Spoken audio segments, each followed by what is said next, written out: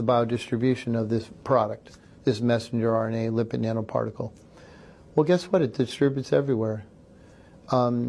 This is something that I would have known quite readily because I work with lipid nanoparticles.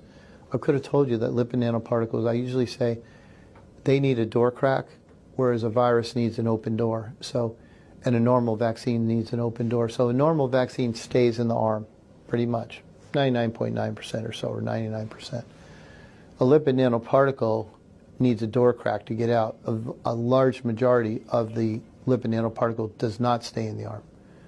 In fact, we now know that a large part of it goes into the lymph node right underneath here and still making spike protein 60 days later. That's a wonderful study from Cell.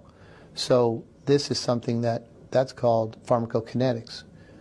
That should have been looked at well before this product was out. So they never told people that, hey, we're going to stick it in your arm, it's going to show up in your lymph node, it's going to show up in your brain, it's going to show up in your ovaries, your bone marrow, your adrenal glands, your liver, your spleen, which is then going to track up through the vagus nerve and go to your basal ganglia. All these things are happening. Why do I know? Because the studies have been done now. If they weren't done by Pfizer or Pfizer did them, they didn't tell anybody. So what I just told you was, it's not staying in the arm. It's producing spike for up to 60 days. The spike, as we know, is actually being found up to 15 months later in monocytes and other cells.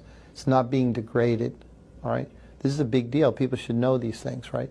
It's blocking p53, the guardian of the genome. It's actually blocking microRNA 27A, which is also upticks in colon cancer. It's actually affecting many things that are going to increase cancer risk. BRCA, the breast cancer gene, interferes with that.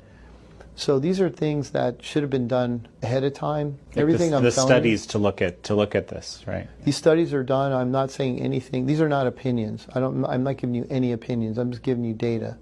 So it goes everywhere. It's blocking important tumor repair genes called p53. It's blocking BRCA. It's also messing with microRNA 27A.